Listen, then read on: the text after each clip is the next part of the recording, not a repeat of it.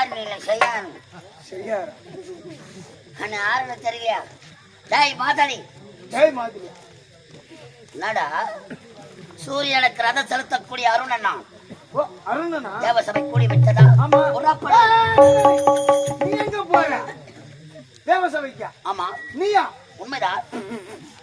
டேய் நீயோ அங்க என்ன விட்டுறவன்? தேவசபைக்கு நீ போனா உனக்கு மரியாதை கிடைக்குமா இல்ல வரவேற்பு தான் கிடைக்குமா?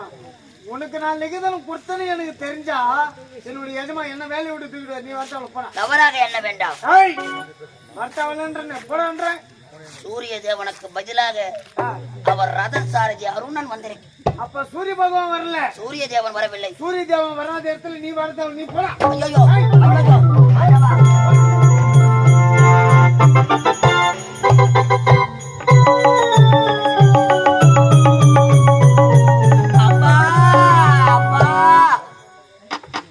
இறைவன் செய்த சதியா என் வாழ்க்கையில் விதி என்னும் வெள்ளத்தில் மூழ்கிவிட்டது. உடலிலே அங்கையினம் தேவேந்திரன் கரத்தால் புகழ் மாலை பெற்று வருவேன் என்று சூரிய தேவன் எதிர்பார்த்துக் கொண்டிருப்பார். புகழ் மாலையோடு வந்தா என் முகத்தில் விழிக்க வேண்டும். அருணா, நீ புகழ் மாலை பெறவில்லை என்றால் இந்த சூரிய லோகத்திலே இருக்கக்கூடாது என்று கொடுத்திருக்கிறார். ஆண்டவா, நான் இருப்பதா நான் இறப்பதா? புகழ் மாலை நான் பெற்று சென்றால் தானே எனக்கு புகழ். உடலிலே அங்கையினம் நான் இருப்பதை விட இறந்து விடுகிறேன்.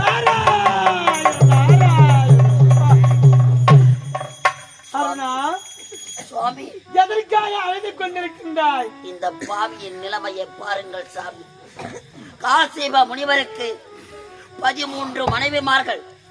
என் தாய் இனதை என்று சொல்லக்கூடிய அம்மையாருக்கு அழகான பிள்ளையாக அருணனாக நான் பிறந்தது தவறா? நான் வளர்ந்தது தவறா? சூரிய தேவனுக்கு பதிலாக தேவர்களுக்கெல்லாம் தலைவனாக வழங்கக்கூடிய தேவசபைக்கு செல்ல வேண்டும், புகழ் மாலை பெற வேண்டும் என்று வந்தேன். ஆனால் தேவலோக மாதளி உடலிலே அக்கமில மிக்கவன் என்று தேவ சபைக்கு செல்ல அருகதை கிடையாது.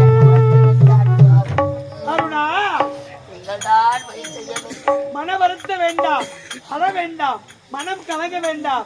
அதற்கு உபாயம் நான் கூறுகின்றேன். உண்மைதான். இதற்கு விளக்கம் இருக்கிறதா? அங்கே உறவுள்ளாக இருக்கின்றேன், இருக்கின்றேன், மன வருத்தத்தோடு அழுது கொண்டிருக்கின்றாய்.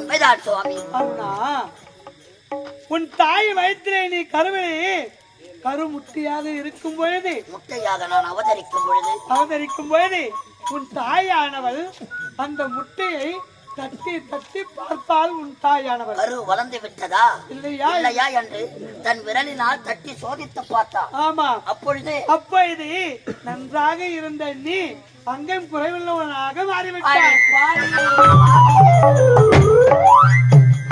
பெற்றெடுத்த தாய் கருவாக இருக்கும் பொழுது கரு வளர்ந்து விட்டதா இல்லையா என்று சோதிப்பதற்காக தன் விரலால் தட்டினார். என் தாய் தட்டி அந்த விரல் என் காலிலே அக்க இனமாக இருக்கின்றாய் எப்போது நீ. ஆனால் இப்போது உன் தாயானவள் குறைத்தாள்.